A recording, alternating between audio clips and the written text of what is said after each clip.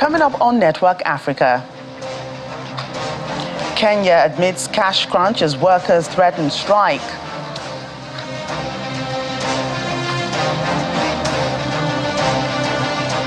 United Nations Secretary General Antonio Guterres arrives in Somalia's capital, Mogadishu.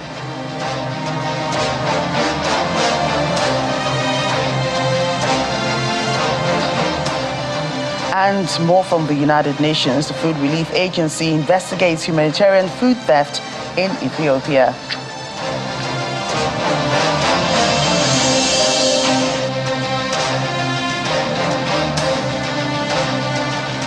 Glad to have you join us on the show. I'm Joke Rogers here in Lagos. Today we begin in Kenya, where the ruling coalition has named individuals who will represent the government in negotiations with the opposition. The 7-member team, which has 5 members of parliament and 2 senators, was named today after a meeting chaired by Kenyan President William Ruto. Earlier this month, President Ruto agreed to talks with the opposition on electoral reform, but says they must take place within the parliament. Opposition leader Raila Odinga accepted the invitation and suspended recent protests, but insisted that the clergy and non-state groups be involved too. 3 people, including a police officer, were killed in the demonstrations, with hundreds of others injured. Mr. Ruto says the violence was detrimental to the nation's economy. Meanwhile, the Kenyan government admits that it's facing a cash crunch that has delayed payment of salaries for thousands of public workers. It says it had to make tough decisions on whether to pay the salaries or service millions of dollars in external debt due to this month. The Treasury has also failed to remit monies to counties, devolved units that oversee public services like health and education. Workers in ministries, agencies and county governments have been the most affected by the delays in March salaries. 2 unions representing national and county government employees have issued notices of their intention to boycott work. Deputy President Rigathi Gachagua blames the crisis on the former government, which he accuses of borrowing heavily while in power and raiding the Treasury before it left power last year. But he's not provided any evidence of the allegations. Presidential Economic Advisor David Ndii says the delayed salaries was not a crisis and termed the situation as operational liquidity crunch. Kenya's public debt now amounts to 65% of revenue. The country needs more than $420 million monthly to pay for salaries and pension for civil servants. Still in Kenya, Elon Musk's SpaceX company has delayed the launch of Kenya's first Earth observation satellite by 24 hours, citing unfavorable weather conditions at the launch base in California. The satellite, named Nation 1 or Taifa 1 in Swahili, was to be deployed aboard a Falcon 9 rocket alongside other satellites from other countries. A statement from the Kenya Space Agency says the delay was due to unfavorable upper-level wind conditions that would affect the rocket's flight trajectory. The launch is now expected to take place tomorrow at Vandenberg the Air Force Base. The main mission of the satellite will be to provide data for use in agriculture, food security, land management, and environmental monitoring. Well, Kenyan journalist Cyrus Ombati joins me now from Nairobi for more on this. Cyrus, it's good to have you today. Speak to us about this admission by the Kenyan government. You're saying what? About the salaries, not being, I'm sorry about that, about salaries that were not able to be paid and the fact that there's a cash crunch in Kenya at the moment. Actually, that's the main topic now currently in Kenya. Everyone is talking about it because the whole issue started last week when members of parliament started complaining that their salaries had been delayed. When the news came out, the Treasury rushed and paid them in time so that they could now avert such a kind of protest from the MPs. But then it emerged that most civil servants had not been paid, apart from the military and the police and other armed forces who had been paid. But the majority of the Kenyan civil servants have not been paid. The government has explained that these have been caused because of they use the money to pay public debt to kind of foreign countries. But then most people are asking how come this problem is emerging now. It's the first time in Kenyan history that people are seeing salaries are being delayed since independence in 1963. So why, if the government says it's probably because it's paying off debt, servicing its debt, why was this allowed to affect the economy in such a way that salaries are pending? That's the question. I mean, there have many questions being raised about the spending by public officials, including the president, the deputy president, his cabinet. The spending they are spending since they came to power 6 months ago has been so skyrocketing in a way. So it's an issue of managing the small amounts of money the government is receiving from revenues or taxes.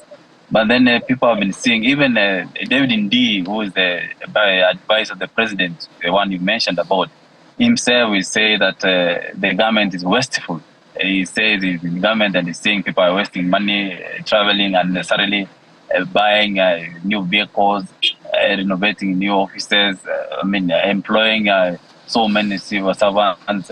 Like the other time, the president employed 50 more assistant ministers, who each is going to take almost Kenyan shillings, a million shillings, Kenyan shillings. So it's about managing small resources that we have. There's poor management at large. Right. The opposition leader, Raila Odinga, has suspended, protests that has led to, some casualties and even injuries. But a major part of that protest was about poor economy and, the people suffering. Is there something that he knows that, we don't know? Something that he's tasking the present government on, which is why the protest lasted for so long? When you talk to every Kenyan, they say they are poor, they are broke now. The cost of living is high. The government removed fuel subsidies and food subsidies, which are helping Kenyans in terms of managing their living. So even the opposition, they know that where we are, we're in a very bad situation economically. So Raila Odinga knows that he is with the public. The public is with him in terms of demanding for better kind of management of the small resources we have for better living. He knows that when you compare the Kenyan shillings to the dollar, the Kenyan shillings weakening. The dollar is so strong nowadays. Was going to around 150 against $1. So the opposition know that that's what's affecting most Kenyans. And when he suspended the protests, which he said, actually he's not suspended because today he has said he's going to have what he said, town hall meeting, meaning that he will be now moving around the country again, meeting more Kenyans to talk about the issues affecting them. In the end, we are seeing that they will come up again out of the streets again to protest again the same issue of the cost of living, which is affecting many. Right. We know that in such matters, of course, as you've mentioned, the people bear the heavier burden. Of course, we know that health services are taking a hit. The education sector is also taking a hit. And we did mention that the Treasury has failed to remit funds to those public services. Why is this so? That's the question everyone's asking, because yesterday the Revenue Authority, Kenya Revenue Authority, said that with them they met their targets. They have collected 95% of what they were targeting, meaning they were less 5%, which is above what they projected. The issue here is mismanagement of the few resources we have. You find, for example, a single cabinet minister has around 5, 10 or 20 officials that hang around him. Maybe he's flying out of the country. That's a cost which is more of in terms of spending. So it's an issue of managing few resources that we have, which we find the current regime as a challenge here and there. When you compare to former President Uhuru Kenyatta, when we were under the COVID regime or COVID problem pandemic, he managed to pay salaries. People were working half day. Those who were working, they were curfews. People were working half shifts. But the president managed to pay salary for 2 years. There's no time. People lack their salaries. He removed some taxes here and there, tax waivers, and he managed to control the wage bill one way or the other. So here is an issue of, to me, it's about poor management of few resources that we have now. Right, and as we do know that in a lot of African countries as well, a lot of concern is raised about the cost of governance, the parliaments, and the ministries and parastatals, bloated ministries. You spoke about people buying more cars than they need, flying across the country and across the world, getting ESTA code. What other areas of leakages do you think that the government is not looking into, just to solve some of these problems, even if it's just to pay some salaries? The wage bill is expanding daily. When you see the president employed 50 new assistant ministers, which was not necessary to be. He had a chance of employing 23, but he chose to go for 50. That's an expense which was not necessary to Kenya at large. And then traveling abroad, the people are traveling and they started, when you travel out of Kenya, the cost of traveling is so high. Then corruption is there, but nowadays people are saying, even civil servants, you talk to them, they're saying the rate of corruption has gone back to, it's skyrocketing, as you can put it. People are stealing in the government, whether you're in government or out of government. It's about deal making, which is costing a lot of money in terms of corruption. It's an issue that everyone is now worried about because it's uncontrollable as it's now. Of course, we know salary earners cannot forego their salaries. After some time of not being paid, they'll realize that, they need to do something drastic. That's why they're threatening to go on strike. What's the government doing in light of that? The president said today that the government, the civil servants who have not been paid, they'll be paid next week. That's, you see, next week will be will be through with the half of the month. So it means again next month we're going to have another challenge. That is just a word. He said that he's going to make sure they are going to be paid next week. We believe that's going to come from revenue collections here and there. But then now, what will happen in the next month? Of course, he said he's not going to borrow from other countries or, for example, IMF or World Bank or the local banks. But then his advisor last night, Mr. Ndi, said that they are expecting a syndicated kind of loan of $200 million, which is supposed to come at the end of this week. I believe that's what they are going to use to pay the salaries. You see, the president said they're not going to kind of borrow, but then they say they are going to borrow a syndicated loan for that payment.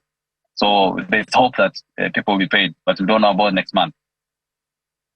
As it stands, Cyprus, the two unions representing national and county government, employees have issued notices of their intention to also boycott work. If this goes out of hand, are we going to see a full-blown economic crisis here? Because owing to what's already on ground.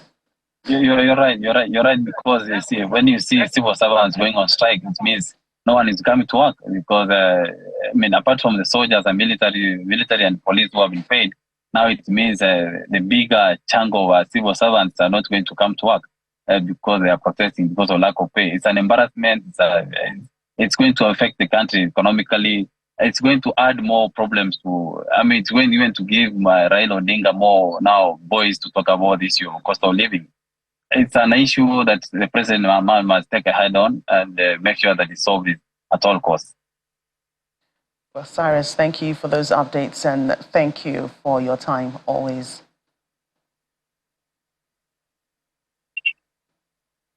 Thanks, sir. Coming up after the break.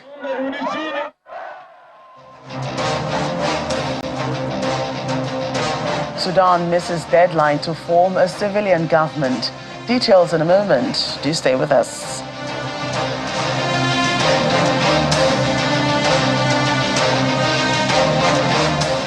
Welcome back. United Nations Secretary General Antonio Guterres has arrived in Somalia's capital, Mogadishu. Local media reports that he's widely expected to address Somalia's worsening humanitarian situation and show solidarity with its people in their fight against extremism. The United Nations estimates that about 8 million people require humanitarian assistance, and a significant segment of that population is on the brink of famine after 5 consecutive failed rainy seasons. On Islamist insurgency, the Somali government has gained ground in its war with Al-Shabaab, mainly in central Somalia. Most of the progress is down to local discontent with the group, which has led to the formation of clan militias who have since built alliances to push back on Al-Shabaab. According to the crisis group, Mr. Guterres will meet Somalia's national leaders, and a presser is expected from Villa, Somalia. Meanwhile, the United Nations Food Relief Agency is investigating the theft of food aid from life-saving humanitarian operations in Ethiopia. According to a letter obtained by the Associated Press, the World Food Programme's Ethiopia Director Claude Jibada says the WFP is very concerned about the large-scale sale of food in some markets, which poses not only reputational risk but also threatens our capacity to mobilize more resources for the needy people. He adds that it's therefore imperative that immediate actions be taken to curb the misappropriation and diversion of humanitarian food in the country. The letter is dated April 5th and addressed to humanitarian partners of WFP in Ethiopia, where drought and internal conflict have left 20 million of the country's 120 million people reliant on aid. Mr. Jibida asked the partner organizations to share any information or cases of food misuse, misappropriation or diversion. The letter does not mention any specific cases. However, 2 aid workers said the stolen aid, including enough food for 100,000 people, and was recently discovered missing from a warehouse in Sheraro, a town badly affected by the conflict in Ethiopia's northern Tigray region. U.S. Secretary of State Antony Blinken announced $331 million in funding for aid agencies working in Ethiopia during a trip to the country last month. Meanwhile, authorities in 2 cities in Ethiopia's Amara region have introduced nighttime curfews as anti-government protests continue to spread across the region. Dessie and Debrecen cities followed another city, the historic Gondar, in putting the restrictions after both cities witnessed mass rallies yesterday. Protests broke out and quickly spread last week in response to an order from the federal government to dissolve a parliamentary unit, the Amara Special Forces. The authorities say the move will help create a strong, unified security force and is being implemented in all Ethiopia's 11 regions. But opponents in Amara say the move will leave the region vulnerable to attacks from its neighbors. Well, back here in Nigeria, the 6 states in north-central of the country have turned their attention to their need for good governance for the next 4 years, especially after the 2023 general elections. In our special report series examining the expectations of Nigerians from new leaders, we'll bring you what the residents of the north-central states are expecting from their governors-elect. The North Central region is the home of a large portion of the arable land in Nigeria. Expectations of the electorate from the incoming government in the North Central region are largely similar, curbing insecurity and its effect on food production. Plateau State has had its fair share of insecurity, which has adversely affected good governance. Joaquim Jacob is a civil society activist who is hoping for a crisis-free society. He wants better funding of agencies involved in peacekeeping and peace building to facilitate the drive for a crisis-free society. Peace and security on the plateau has been a nightmare, managing it, where of course we've seen previous efforts like the establishment of the Operation Rainbow and the Plateau Peace Building Agency, among other efforts by the federal government too. For the Plateau State Governor, the next person to come on board would need to see the empowerment of the Plateau Peace Building Agency through the repealing of the law establishing it, where it should be able to coordinate other efforts of CSOs on the plateau. Good enough. The Plateau State Governor-elect has set its priority on security with the view to strengthen security at the grassroots. It's a duty and responsibility of any government worth its salt to ensure the security of lives and property of its citizens. And by God's grace, when we come into government from May 29th, we're going to set in motion a robust plan to rejig the entire security architecture of the state. And I've said it often, that security is not about the presence of guns. It's about living in harmony in society. In neighboring Nasarawa State, some attention has been paid to security to create a safer business and investment environment. The result is the attraction of over $500 million worth of investment to the state. We have worked in a proactive manner to ensure relative peace while leveraging on that to attract investors to our state. Now that you have given us your renewed mandate, I can assure you that we shall work together to improve on these achievements. Security tops the wish list of both the electorate and the governor-elect of Benue State, who has vowed to resettle those displaced since 2018 across the IDP camps. While Ukankuru, a civil society activist, wants the backlog of unpaid salaries and pension arrears cleared, the Minister for Special Duties says the Reverend Father Hyacinth Alia administration will leverage on agriculture. The incoming government needs to focus on salary payment and then infrastructure. We don't have investors in this state. We know very well that tax is something that's been killing us here. But if we have investment in this state, we wouldn't even mind about that. But these two things are some of the things that are killing us: salaries, infrastructure, investments. We have to have investors invest in this state to take us away from this issue and these problems we're having now that we've not been able to do anything much in the last 8 years of almost every government. He is an indigent.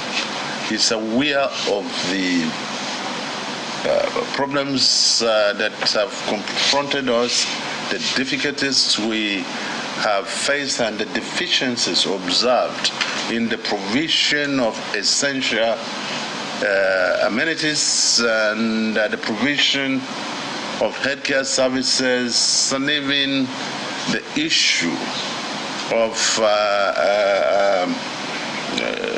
school performance, educational performance in the state. So there are so many things that are begging for solution. This is basically an agricultural state, and his program is rich in agricultural content, and this is also its synergy with the Asuwaju Shetima administration. They have made a strong promise to help Benue to rebuild, to restart, to recover from 8 years of neglect. The residents of Kwara State advised the governor to focus more on opening new communities. They believe that the road infrastructure will ease connectivity between the old and the new. Meanwhile, the governor, who's returning for a second term in office, has decided to sustain the development efforts he had started. We want the governor to ensure that he doesn't go through the wheel of renovation of an existing project or structures. We want him to do a paradigm shift in his approach. When it comes to the project, we want new locations, new roads, and new communities springing up in this second tenure of the Governor Brahman Abdulrazak. While the residents wait to see their desires manifested through good governance, transition committees are beginning to emerge to probably document these expectations. In Benue, the transition committee set up by Governor Samuel Otom has opened up discussions with the governor-elect, Reverend Father Hyacinth Alia. Transition activities have kicked in Plateau and Niger State, where new governors have emerged. But in all, Nigerians in this state only want a better deal. Elsewhere, Sudanese civilian groups said the ruling junta missed the deadline to form a civilian-led transitional government amid disagreements on security reforms and other issues. According to a timeline set up by the parties, a new prime minister as well as other officials of a civilian-led government should have been announced today. The deadline lapsed after the parties twice failed to sign a final transition deal over disagreements on the integration of the Parliamentary Rapid Support Forces into the army. A joint committee from the military and RSF, which was set up to discuss contentious issues, reportedly suspended the talks for one day for further consultations. Meanwhile, the RSF has reportedly sent about 14 armored vehicles to the capital Khartoum in anticipation of any emergency. The Sudan Tribune says the vehicles had been stationed in Zurich locality on the border with Libya and were on their way to Khartoum as part of RSF's plans to deploy its forces in the city.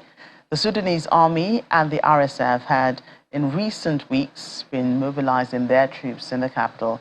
It follows divisions between Sudan's deputy leader, who is the RSF commander, General Hamdan Dagalo, and military chief, General Abdel Fattah al-Burhan, raising fears of confrontations between the army and the RSF.